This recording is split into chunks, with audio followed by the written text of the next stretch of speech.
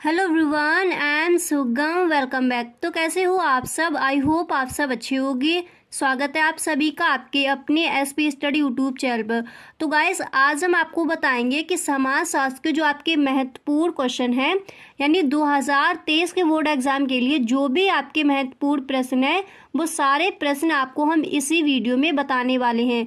2023 की जो आपकी होने वाली है, उसमें जो आपका समाज शास्त्र का पेपर होगा, उसमें आने वाले जो आपके विस्तृत उत्तरीय प्रश्न हैं, वो सारे ही प्रश्न इस वीडियो में हम आपको बताएंगे, जो भी आपके लिए महत्वपूर्ण है। ठीक है, तो देखिए, सबसे पहले मैंने यहाँ पर देखिए आपके लिए सारे प्रश्न लिख कर रखे हैं। ठीक है, इनके आंसर भी मैंने आपके लिए लिख कर रखे हैं, और जो आपके महत्वपूर्ण प्रश्न, जो आपके प्रश्न आपको बताए जाएंगे, और वीडियो के एंड में हम आपको 2023 के बोर्ड एग्जाम की परीक्षा के लिए जो आपके लिए बहुत ही इंपॉर्टेंट बातें हैं, वो भी हम आपको बताएंगे। तो आप वीडियो एंड तक देखें, तभी आप अच्छे से क्लियर हो पाएगा आपको कि आप जो समाजशास्त्र का आपका पेपर होगा, उसमें आप 90+ किस तरह स्कोर कर सकते हो। तो पहले देखिए, जो आपके ये क्वेश्चन आंसर है, हम इनको बताएंगे, और एंड में आपको कुछ ऐसी बातें बताएंगे जिससे आप 90+ स्कोर कर जाए इस बार। ठीक है, तो देखिए, पहला आपका प्रश्न दिया गया है कि अन्य पिछड़े वर्ग दलितों या अनुसूचित जातियों से भिन्न कैसे हैं। या तो आपसे इस तरह से पूछ लेगा, नहीं तो अथवा में आपसे इस तरह से पूछा जाएगा इसी क्वेश्चन को, या तो वो इस तरह से पूछेगा बोर्ड एग्जाम में, या फिर आपसे इस तरह से पूछ लिया जाएगा कि दलित शब्द का प्रयोग किस संदर्भ में किया जाता है। नहीं तो आपसे इस तरह पूछ लिया जाएगा कि दलित से आप क्या समझते हैं। किसी भी तरह से आपका ये क्वेश्चन आए, आपको इसका आंसर जो मैंने लिखाया है वही आपको करना है। तो देखते हैं इसका आंसर क्या हो जाएगा। तो इसका आंसर हो जाएगा कि दलितों से अभिप्राय अनुसूचित जातियों एवं जनजातियों के सर्वाधिक पिछड़े तबकों से है। ये अस्पृश्यता एवं सामाजिक भेदभाव का शिकार रहे हैं। इसके विपरीत जातियों का एक काफी बड़ा समूह ऐसा भी है जो निम्न तो समझा जाता है, परंतु उनके साथ किसी प्रकार का भेदभाव नहीं किया जाता है। ठीक है, और इसके आगे आपको लिखना होगा और ना ही, ठीक है, और ना ही उन्हें अछूत माना जाता है। सामाजिक असुविधाओं से पीड़ित ऐसे समूहों का जाति पर आधारित होना जरूरी नहीं है। इन समूहों को सामाजिक और शैक्षिक रूप से पिछड़े वर्ग कहा गया है। आम बोलचाल की भाषा में इन्हें अन्य पिछड़े वर्ग भी कहा जाता है। बहुत ही इजी है। आप 2-3 बार इस वीडियो को देखोगे तो आपको अच्छे से सारे जो आपके प्रश्न इंपॉर्टेंट हैं, जो महत्वपूर्ण आपके प्रश्न है, सारे आंसर आपको याद हो जाएंगे। ठीक है, स्पष्ट है कि दलित वर्ग तथा अन्य पिछड़े वर्ग में अंतर है। दलित वर्ग अस्पृश्यता तथा सामाजिक बहिष्कार का शिकार है, जबकि अन्य पिछड़ा वर्ग समाज में निम्न तथा असुविधाओं का शिकार तो है, परंतु इनके प्रति भेदभाव या बहिष्कार की भावना नहीं है। तो इस तरह से इसका आपको आंसर देना होगा। समझ आ गया? अगला क्वेश्चन है वो यहाँ पर दिया गया है कि परिवार के विभिन्न रूप क्या हो सकते हैं। परिवार के विभिन्न रूप क्या हो सकते हैं। नहीं तो आपसे इस तरह से पूछ लिया जाएगा कि परिवार के प्रकारों की चर्चा कीजिए। नहीं तो आपसे इस तरह से ये क्वेश्चन को पूछा जाएगा कि विस्तारित परिवार से आप क्या समझते हैं। किसी भी तरह से आपसे क्वेश्चन पूछा जाए, आपको इसका आंसर यही लिखना है जो मैंने यहाँ पर आपको बताया है। ठीक है, तो इसका आंसर आप लिखोगे कि परिवार के अनेक स्वरूप होते हैं। मुख्य रूप से परिवार को 2 श्रेणियों में विभाजित किया जाता है। संयुक्त परिवार या विस्तारित परिवार तथा एकाकी परिवार।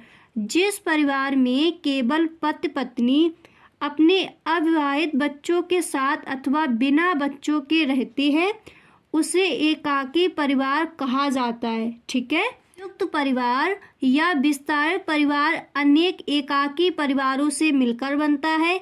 इसमें एक से अधिक युगल होते हैं, युगल यानी दाम्पत्य। ठीक है, अधिक युगल होते हैं, और अक्सर 3 या 3 से अधिक पीढ़ियों के लोग एक साथ निवास करते हैं। और फिर इसके आगे आपको लिखना होगा कि पारिवारिक संरचना के आधार पर परिवारों को पितृसत्तात्मक तथा मातृसत्तात्मक श्रेणियों में विभाजित किया जाता है। पितृसत्तात्मक परिवार में सत्ता पिता पक्ष में निहित होती है, जबकि मातृसत्तात्मक परिवार में सत्ता माता या माता के पक्ष में किसी व्यक्ति जैसे मामा में निहित होती है। ठीक है। परिवारों को पितृस्थानीय एवं मातृस्थानीय श्रेणियों में भी विभाजित किया जाता है। पितृस्थानीय परिवारों में लड़की विवाह के पश्चात वर पक्ष के परिवार में रहने लगती है, जबकि मातृस्थानीय परिवार में लड़की विवाह उपरांत अपनी माता के परिवार के साथ ही रहती है तथा लड़का उसके परिवार में रहने के लिए आता है। ठीक है। अब देखिए जो आपका अगला क्वेश्चन है वो यहाँ पर दिया गया है कि धर्मनिरपेक्षवाद की संकल्पना स्पष्ट कीजिए तथा इसकी विशेषताएं बताइए। ये क्वेश्चन कई बार पूछा गया है, बहुत ही अच्छे से आपको इसको तैयार कर लेना है। ठीक है।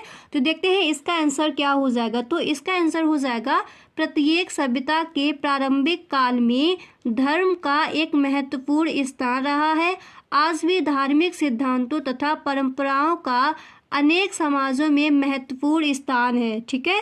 फिर आपको इसके आगे लिखना होगा कि इन धार्मिक सिद्धांतों को जीवन के प्रत्येक क्षेत्र में सदैव ही महत्व दिया जाता है। राजनीतिक तथा आर्थिक क्षेत्रों में धर्म के महत्व को सदैव ही स्वीकार किया जा रहा है। ठीक है। इतिहास इस बात का साक्षी है कि धर्म के नाम पर अनेक युद्ध लड़े गए हैं। ठीक है। और फिर इसके आगे आपको लिखना होगा कि धर्म और राजनीति को एक साथ मिलाकर प्रशासन का कार्य करने की नीति सदैव ही प्रत्येक देश में पाई गई है। राजधर्म को समाज में सर्वोपरि स्थान मिलता है। इस प्रकार, ठीक है, फिर आपको लिखना होगा, इस प्रकार इतिहास के आरंभ से ही प्रत्येक देश में धर्म प्रभावी राज्यों का होना पाया जाता है, किंतु धर्म व राजनीति को मिलाकर राज्य करने के भयंकर परिणाम निकले हैं। धर्म या ईश्वर के नाम पर इतना रक्तपात हुआ है। ठीक है।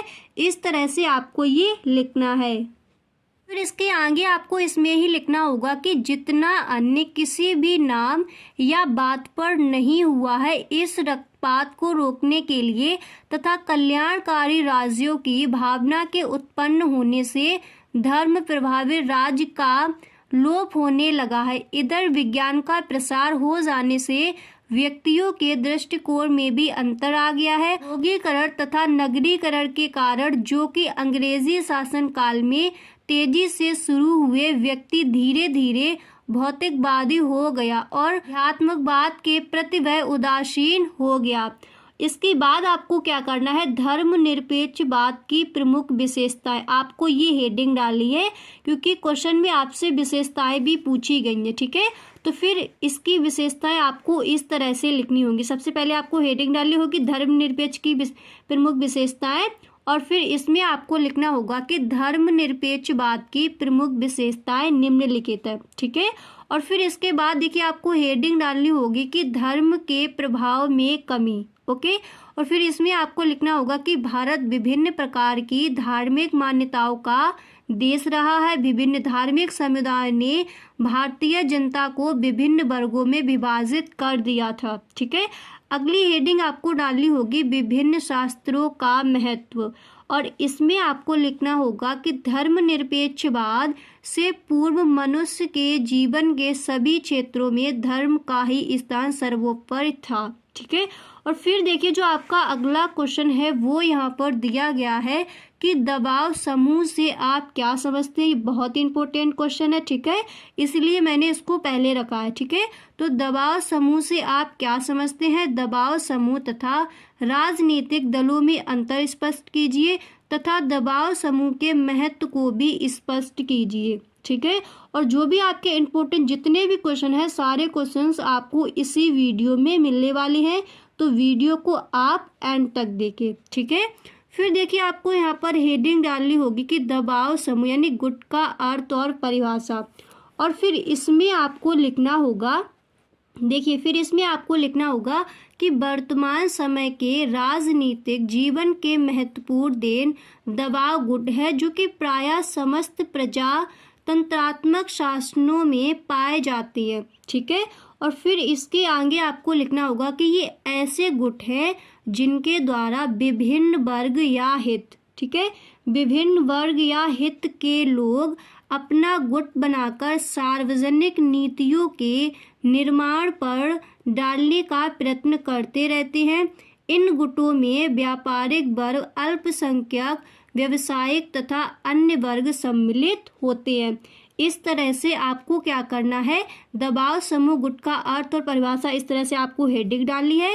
फिर इस तरह से आपको इतना लिखना है। फिर इसके आगे आपको लिखना होगा कि दबाव समूह और राजनीतिक दल। ठीक है, इस तरह से आपको आगे हेडिंग डालनी है और इसमें आपको पॉइंट बाय पॉइंट लिख देना है। फर्स्ट पॉइंट आपको यहाँ पर लिखना होगा कि दबाव गुटों की तुलना में राजनीतिक दलों का संगठन विस्तृत व व्यापक होता है। नेक्स्ट पॉइंट आपको यहाँ पर लिखना होगा कि राजनीतिक दल दबाव गुटों की भांति सांप्रदायिक, वर्गीय व संकुचित हितों को प्रश्रय नहीं देते, वह राष्ट्रीय हितों की अभिवृद्धि करते हैं। नेक्स्ट पॉइंट आपको लिखना होगा कि राजनीतिक दलों का उद्देश्य शासन सत्ता पर अपना अधिकार करना होता है, परंतु गुटों का उद्देश्य केवल अपने स्वार्थ की पूर्ति करना होता है। ओके, यहाँ तक समझ आ गया। इसके बाद आपको यहाँ पर हेडिंग डालनी होगी दबाव समूह का महत्व। ठीक है, यहाँ पर देखिए आपसे महत्व भी पूछे जाएंगे, तो आप इस तरह हेडिंग डालोगे दबाव समूह का महत्व। और फिर इसमें आपको लिखना होगा, देखिए फिर इसमें आपको लिखना होगा कि प्रारंभ में दबाव समूह को घृणा की दृष्टि से देखा जाता था, जो आज भी प्रजातंत्रात्मक शासनों की विशेषता बन गई है। उदाहरण के लिए फ्रेडरिक ने लिखा है कि कूड़ा उठाने वाले राजनीति शास्त्र के गंभीर शास्त्र सभी इन दबाव समूहों को दृष्टि से देखते थे। वर्तमान शताब्दी में विधानमंडलों पर जितना अधिक प्रभाव इन समूहों का पड़ता है, उतना किसी अन्य तत्व का नहीं। इसीलिए इन गुटों को विधानमंडल के पीछे एक विधानमंडल उचित भी कहा जाता है। ठीक है, तो दबाव समूहों का महत्व आपको इस तरह से लिखना होगा। इस तरह से आपको इसका आंसर देना है। ठीक है, तो यहाँ तक समझ आ गया। अब हम आपको बताएंगे जो आपके इम्पोर्टेंट क्वेश्चन है वो कौन कौन से आपके आ सकते। जितने भी आपके क्वेश्चन हैं सारे क्वेश्चंस अब हम आपको बताएंगे। यानी समाज शास्त्र के पेपर में आपको 90+ स्कोर करना ही है, और हम आपको इस बार 2023 के बोर्ड एग्जाम में आपको 90+ स्कोर करवा कर ही रहेंगे। तो जितने भी आपके महत्वपूर्ण प्रश्न हैं सारे प्रश्न आपको हम अब बताते हैं। ठीक है, पहला प्रश्न है वो दिया गया है कि मृत्यु दर और जन्म दर का क्या अर्थ है, कारण स्पष्ट कीजिए कि जन्म दर में गिरावट अपेक्षाकृत धीमी गति से क्यों आती है, जबकि मृत्यु दर बहुत तेजी से गिरती है। इसका आंसर आपको देना होगा। ठीक है, ये 2023 के बोर्ड एग्जाम में ये प्रश्न आ सकता है। ठीक है, जो विस्तृत उत्तरीय प्रश्न है वो सारे ही प्रश्न इस वीडियो में हम आपको बताएंगे, जो भी आपके महत्वपूर्ण प्रश्न है। ठीक है, नेक्स्ट जो आपका प्रश्न है वो दिया गया है कि मातृवंशीय परिवार से आप क्या समझते हैं। मातृवंशीय परिवार से आप क्या समझते हैं। ठीक है, और जो अगला क्वेश्चन आपका है वो यहाँ पर दिया गया है कि सामाजिक स्त्रीकरण किसे कहते हैं, इसकी प्रमुख विशेषताएं बताइए। ठीक है, अगला क्वेश्चन आपका यहाँ पर है कि सांप्रदायिकता निवारण के लिए सुझाव दीजिए। ठीक है, और यहाँ पर देखिए नेक्स्ट क्वेश्चन जो आपका है वो बहुत ही इम्पोर्टेंट है। वो यहाँ पर दिया गया कि परिवार द्वारा किए जाने वाले कार्यों का संक्षेप में वर्णन कीजिए। ठीक है, नेक्स्ट क्वेश्चन यहाँ पर आपका दिया जाएगा कि जातीय विषमता को दूर करने के लिए अपनाई गई कुछ नीतियों का वर्णन कीजिए। ओके, अब देखिए जो आपका नेक्स्ट क्वेश्चन है वो है दलित से आप क्या समझते हैं। इसको भी आपको अच्छे से तैयार कर लेना है, दलित से आप क्या समझते हैं। ऐसे ही आपका जो अगला प्रश्न है वो यहाँ पर दिया गया है कि औद्योगिकरण और नगरीकरण का परस्पर संबंध है, विचार कीजिए। इस तरह से आपसे क्वेश्चन आस्क किया जाएगा। इसका आंसर भी आपको अच्छे से तैयार कर लेना है। ठीक है, तो ये थे आपके बहुत ही इम्पोर्टेंट जो आपके क्वेश्चन है, बहुत ही जो महत्वपूर्ण आपके प्रश्न है समाज शास्त्र के पेपर के लिए, वो मैंने आज आपको बता दिए। जो भी आपके विस्तृत उत्तरीय प्रश्न है वो मैंने आपको बता दिए। आई होप आपको वीडियो गाइस पसंद आया होगा। अगर आपको वीडियो पसंद आया है तो वीडियो को अपने दोस्तों में शेयर ज़रूर करें।